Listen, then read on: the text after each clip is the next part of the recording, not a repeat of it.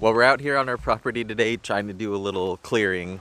We're trying to do things that are going to save us money and trying to clear as much of this by hand as we can to get an idea of where we can actually put our site for our home. Yeah, it's something we can do ourselves. So we decided we would go get some loppers, and we bought a chainsaw actually fairly cheap. I just got this in the mail yesterday. It's used, and I got it fire right up, and it seems to work pretty well. So we'll see how that goes because it could be a piece of crap, but we'll never know until we try. But the fact that it fired up got me pretty stoked, and it seemed pretty good. We just got a couple of cheap pair of loppers at the big box look. store. I mean, it did that with these, so that's pretty Yeah, good. and that's about as thick as most of these are. Right. I think at some point, all of this land was cleared for them to make the original site plan so that the person who originally owned this land, they created a 3-plot subdivision. So I think a lot of this was cleared. Maybe they, had a company come and they got some money for selling all the logs because there's not a lot of very large established trees. Like this one is maybe one of the most established ones, but for the most part they're pretty small, especially in this immediate area. There's just tons and tons of little saplings, I guess you would call them. So we figured, yeah, we would focus on, so there's the front where the road is and the driveway comes in at pretty extreme angle. We figured we would focus a lot of our time right here, and then maybe we figured we'd work a little bit of that there and just clear it out, see what the elevation is and the topography. Then once we have an idea of that, we will decide what kind of materials we're going to need next to maybe extend this out further, because that drops off pretty extreme down there, and over here it kind of drops off a little. So just to create a nice level platform for us to be able to have our site, put our septic tank in, and do all the other things we need to do. Okay, I wanted to get a stable shot, just focused on this area I'm working on, so you can get an idea of what some cheap tools and a little bit of focus can get you. I'm really kicking myself in the butt for not getting a GoPro, because it would have been really neat to just time lapse this as I cleared it, but I'm thinking I'm going to get one since we're going to be working on projects here for quite some time. So let's get to cutting at this. So here's the results. After 5 hours, we didn't get very far, but actually it's kind of nice because it's definitely opening up more, and it's not flat, but it's definitely not a very steep slope immediately after those rocks. So that'll be nice. It's less material we'll need to fill in to build a nice flat area.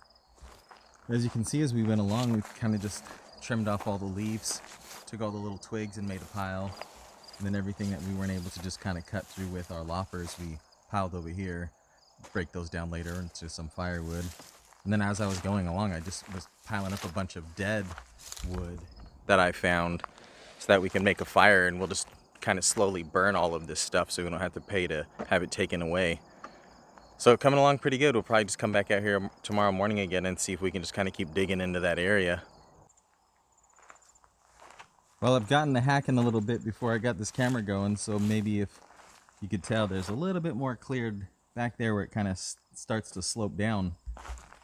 But just another cool day, actually. It's really nice. It's been cloudy the last couple days. It was very misty and rainy yesterday, but not to the point where it was like we were getting uncomfortably wet. I feel like we were warm enough that we were cooking off the rain as it was falling on us. But we're just going to continue clearing this out. Rachel's got a little trimming factory going over here.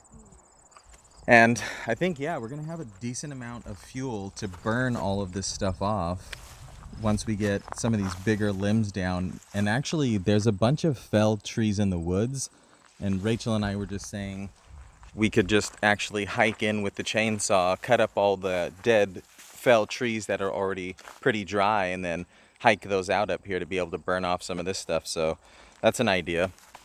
I say forget what you heard about the little Ryobi here, because a lot of people were hating on it online.